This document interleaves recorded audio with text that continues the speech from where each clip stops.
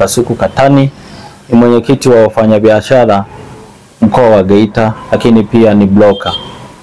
Nichukua nafasi hii kwa shukuru sana kwa kututembelea kwenye kituo chetu hiki. Lakini nianze na shukrani zangu kwa Mheshimiwa Rais Samia Suluhu Hassan ambaye ametupambania sana sisi wafanyabiashara pamoja na wachimbaji. Hususan upatikanaji wa maleseni umeshakuwa ni wa rahisi sana. Lakini pia mwenendo mzima wa Waziri Anthony Mavunde ambaye amekabidhiwa kijiti kwa ajili ya kutuongoza sisi. Tunatembea naye vizuri sana na anatupa mwanga na tuna imani naye kila kona tunakopita.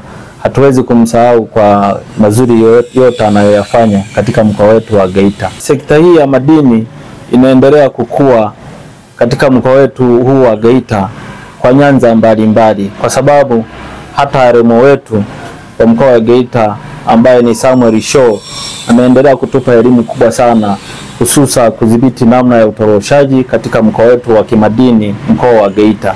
Lakini tumshukuru Mheshimiwa Rais, kuna eneo kubwa sana ametoa sehemu ya Kigosi. Kigosi ni eneo ambalo lilikuwa ni la serikali, lakini ameamua kujinyima na kutupa sisi wachimbaji wadogo. Fursa ni nyingi ambazo zinapatikana katika mkoa wa Geita.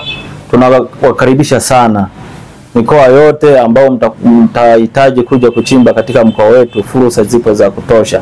Lakini pia ni shukuru serikali ya Mama Samia Hassan Suluhu kwa kuendelea kutupambania sisi wafanyabiashara wadogo wa madini, hususan ni upande wa TRA.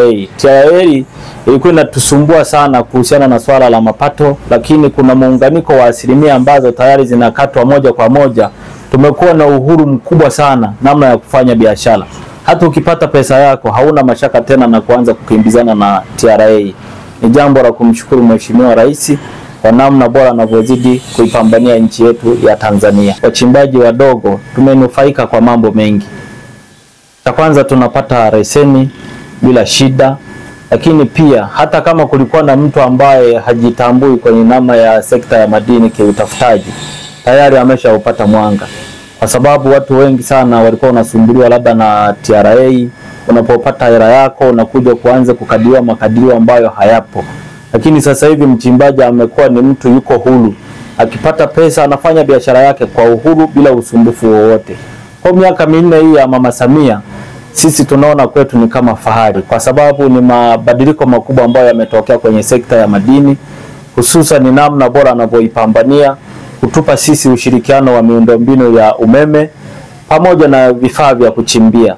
Lakini pia tunapopata hata wawekezaji, tunapitia mifumo mizuri tu kupitia wale maremo ambao wameweka kila mkoa kwa ajili ya kutusaidia sisi wachimbaji. Namshukuru Mungu, soko langu hili la Katoro ni soko ambalo lilikuwa ni la pili kufunguliwa kitaifa, lakini tunaendelea kuwashukuru wachimbaji pamoja na wadau, halijawahi kushuka kwenye utaratibu wa kuleta mali hapa. Masoko mengine wanakimbizana kule mara utoroshaji, lakini sisi tunajikita kukemea na kupambana namna bora ya uuzaji wa dhahabu, na mtu anapata stahiki zake kama kawaida, wala hamna utoroshaji katika soko letu hili la Katoro. Ni soko ambalo liko katika mikono ya kimkoa na liko salama, na sisi kama viongozi wake wa hili soko tunajitambua na tunaendelea kutoa elimu kwa mchimbaji pamoja na mnunuzi mdogo mdogo. Changamoto kubwa iliyokuwepo hapa ni wimbi la utoroshaji, lakini tumejikita kutoa elimu kubwa sana, kutembea. Kuna chama cha mabroka Tanzania ambacho mwenyekiti wake ni Jeremia Kichuo. Alitembelea katika mkoa wetu wa Geita, kadhalika tukazunguka naye mikoa miwili ya kimadini hapa Geita, mkoa wa Mbogwe, mkoa wa Geita hapa. Baada ya kuzunguka naye, kuna elimu kubwa sana ambayo aliendelea kuhamasisha, na sisi kama viongozi tulizidi kuhamasisha kuhusiana na swala la utoroshaji. Lakini mpaka sasa hivi mkoa wetu wa Geita utoroshaji ni asilimia ndogo sana. Miaka 4 ya Mama Samia Hassan Suluhu ni miaka 4 ya baraka. Ina maana kama ni kuokoka, ni mtu ambaye alikuwa na dhambi ameokoka kupitia sekta ya madini, kwa sababu tuna kila namna ya kumshukuru kulingana na utaratibu aliyoweka, hususan viongozi wake bora ambao ni sekta ya madini, Anthony Mavunde kama waziri, akiwepo na naibu wake Lakini pia hawa viongozi ni viongozi ambao wamejaribu kuunda lemas ambazo ni FEMATA pamoja na mikoa yote ya kimadini. Kwa hiyo tunashukuru sana viongozi hata wa FEMATA.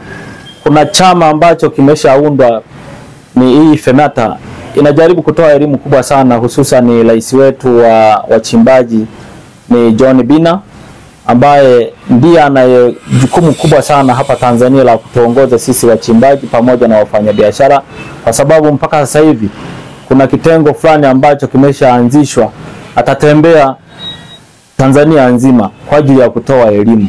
Na sisi kama mkoa wa Geita tuko tayari kumpokea na tutampa ushirikiano, na hususa lemas zote zimeanzia mkoa wa Geita, na hii Geita ndio kitovu cha dhahabu. Hamna mtu mwingine ambaye utampeleka kwenda kujifunza mambo ya madini pasipo kumpeleka Geita, kwa sababu hata soko la madini imeanzia Geita. Nitoe shukrani zangu za dhati kwa kiongozi wangu wa kimadini Bwana Samuel Show, ambaye anatuongoza katika mkoa wetu wa kimadini Geita. Nimshukuru sana mkuu wetu wa wilaya Komba ambaye anasimamia katika wilaya yetu. Lakini pia nimshukuru Mheshimiwa mkuu wa mkoa wa Shigera, tayari na yeye yuko katika mikono ya wachimbaji, anaendelea kuipambania sana sekta hii ya madini, hususan mkoa wetu wa Geita ambaye amekabidhiwa na mama Dr. Hassan Suluhu. Niwashukuru sana hao viongozi wangu, lakini pia nimshukuru mwenyekiti wangu wa Gelema ambaye yuko kwenye kamati ya dhahabu Tanzania, Bwana Titus Kabua, ni kiongozi wetu katika mkoa huu wa chimbaji. Ta fursa ya kupata maleseni. Kwa mfano wilaya Mbogwe mwaka 2015 nakumbuka wachimbaji waliokuwa na miliki leseni walikuwa wafikia 20%. Lakini kwa sasa wachimbaji wote wanaoishi wilaya Mbogwe wengi wanamiliki maleseni. Mchimbaji wote ukimuuliza anasema mimi na leseni yangu iko Nyakafulu, mimi na leseni yangu iko Kakumbi. Hizo zote ni fursa za mama. Kwa mantiki hiyo tunamsifu sana mama pamoja na wasaidizi wake wakiongozana na Anthony Mavunde, waziri wa madini, na watendakazi wake kama vile ofisi ya madini ya Mbogwe. Wanatupa ushirikiano mkubwa sana kwa upande wetu.